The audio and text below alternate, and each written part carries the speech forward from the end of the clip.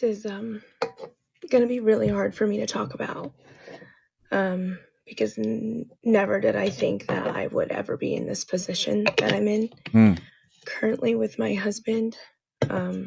Caption in this video, by the way, is what I wish I knew before getting married. 1 million plus likes, not views. That's just likes. I'm going to try really hard to not get emotional because I have just completely exhausted myself with that. And I really hope I can just stay strong during this video and even after this video. Okay. Okay. Let me get a little towel out just in case I do start crying. I have my energy drink and I have my water. Okay. No coffee in sight, but hey, we're not going to jump to any conclusions. I'm not going to keep pausing it, guys. We're going to let it play. It's going to be really hard. All I've ever had was my voice and my vulnerability, and I just feel really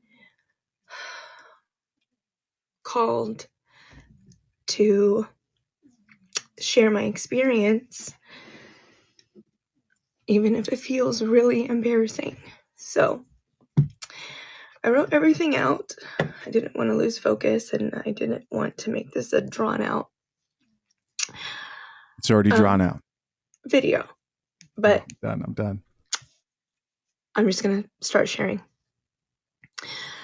I want to share my story because I know I can't be the only one going through this. I was in a relationship where I felt completely secure. I felt seen, heard, and valued. I truly believed that getting married would only make us stronger. But after we got married, everything changed. And it wasn't because of him directly. It was because of his family's influence, something I wasn't prepared for. I had never even heard of the term enmeshment. I literally just learned that word yesterday, and I'm 32. Enmeshment? So I've never heard that term before, but I am suddenly living it.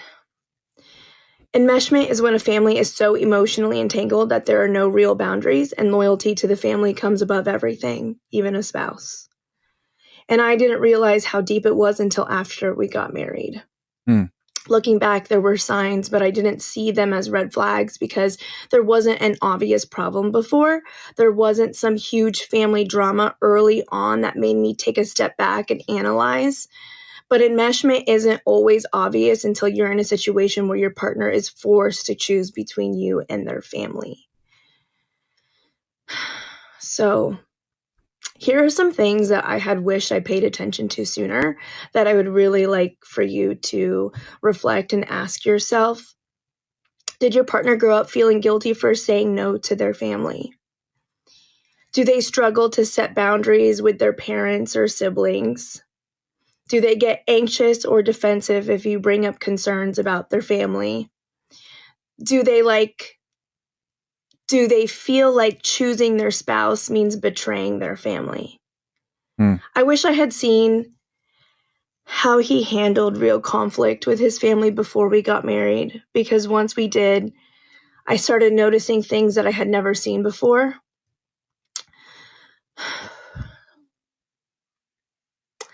The hardest part is that before marriage, I never questioned my place in his life. I always felt chosen, and I always felt like a priority. Oh, okay.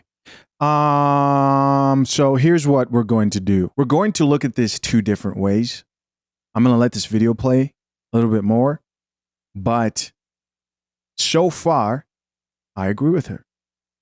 I agree with her perspective on this particular issue. Now, there's two different perspectives I'd like to present. Let's keep listening. But after we got married, I started feeling like I was suddenly competing with his family, and that is one of the most painful feelings.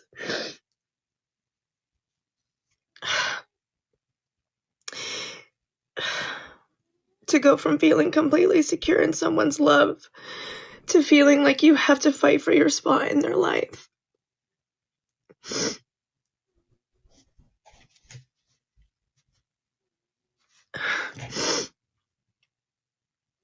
If you're engaged or you're in a serious relationship, this is my warning to you. What's the warning?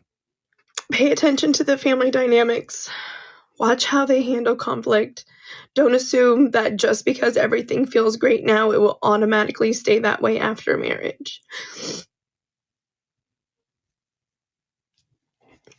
Because when family pressure comes into play, if your partner doesn't know how to set boundaries, you'll be the one who suffers for it. I wish we had done premarital counseling. I wish we had talked more deeply about family roles, expectations, and boundaries before we said I do, because I never expected to be here. Wow. So I'm going to make my point real quick. This is something you guys have heard me say many, many times.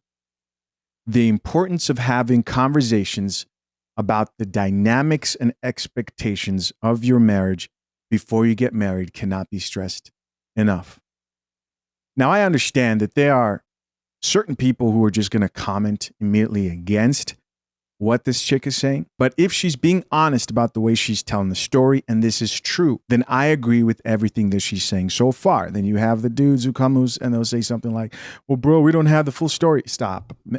We talk about a lot on here that we don't have the full story for.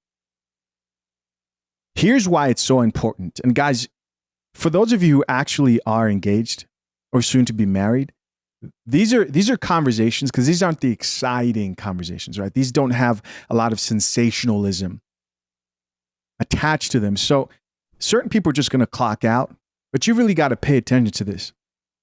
It's important that you set the expectations and what you expect in the marriage that you plan to enter if you're somebody who values marriage in our modern day. It's very important because people don't talk about a lot of things and end up realizing that they have a lot of differences. She said something there. She said, I wish we had conversations. I wish we did that before we said I do. Two things could be going on here. Number one, which I actually think is most likely because I see this a lot, is you have a man who's too attached to his family. Maybe it's his mother, maybe it's the father, maybe it's the whole family. This is why I tend to lean towards more biblical principles when it comes to marriage, because the Bible says when a man gets married, he shall leave his mother and father and be joined with his wife, and they will become one. What does that mean? Doesn't mean that you ignore everything your parents say and their wisdom, their years of wisdom is useless. No. It just means that you take what they say as possibly wise counsel that you should heed to. But it's not law in your house. What's law in your household? Well, it's the decisions that the two of you come together and discuss and agree on as husband and wife. And also, if you are in the type of dynamic where your husband's the head of that household, it's also the expectations he sets within that household. Too many people are too attached to their family. Too many people give too much power to what their mother thinks. I've seen this happen way too many times. Men who are easily influenced by their family. Once you get married, your mom should not control your life. Your father should not control your life. Nobody outside of your marriage should have control over your life. And some men just don't understand that. You don't like it. It's the truth. Drink the coffee. It'll make It's you the feel truth. They're easily manipulated by the women outside their lives or the men outside their lives or other people's opinions. And it should not be that way. The second point I want to make to this is I want to highlight the type of person who's most likely to fall into that situation and dynamic. It's very common, especially if you're a man who is an immigrant. Either that or you come from a very codependent background of family. Why immigrant? Well, because there's a certain community approach to living that a lot of immigrants grow up in, partly due to culture, also due to a harsher environment, poverty related background where everybody has to look out for everybody else. But when you get married, those things can be hard to cut off. It can be hard. Now, depending on your culture, they may have respectful ways to bring conversations up, to give you advice, counsel, not to tell you how you should run your household. And then your woman loses respect for you.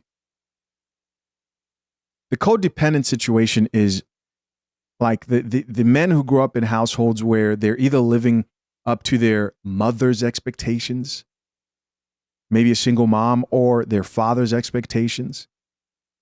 And that person, you trust their guidance to a fault, right? You're not making your own decisions out here and you're afraid to cut them off. Why? Because then you can't blame them anymore for the decisions you make in your life. There's no safety net. Now you're doing things on your own. You got to cut those people off. I am curious to listen to the rest of this, but I hope I provided a bit of clarity, and also you understand where I'm coming from for those of you who get it. I never expected to feel this alone in my marriage.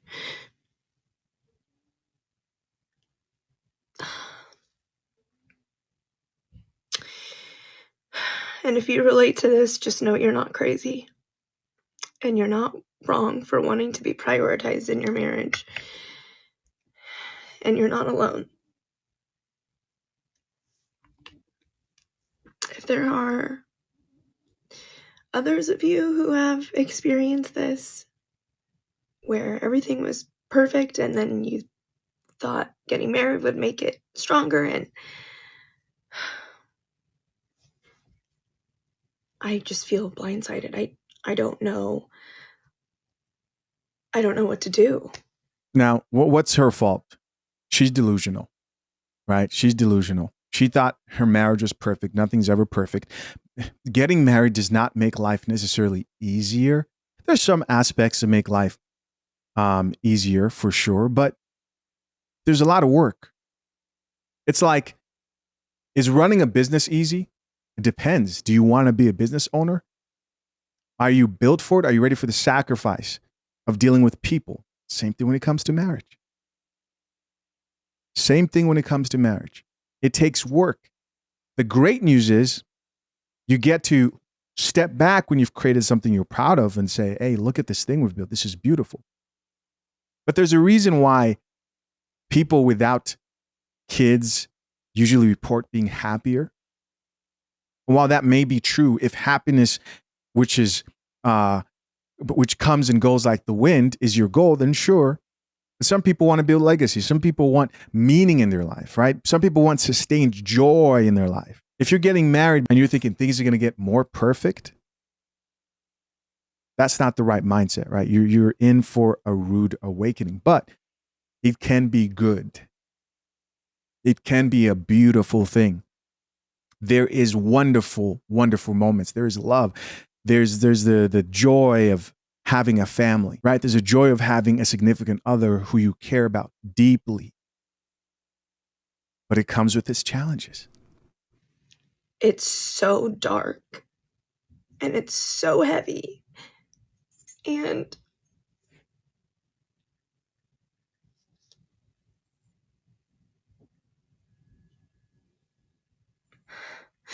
I just feel like this dark presence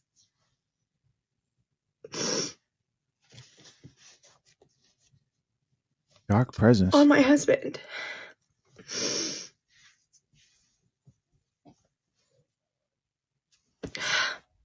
And there's nothing that I feel like I can do about it.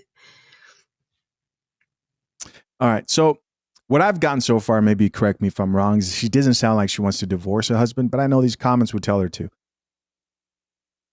Okay, I don't see any comments that are encouraging her to leave him. Oh, I saw one. Right there. Divorce.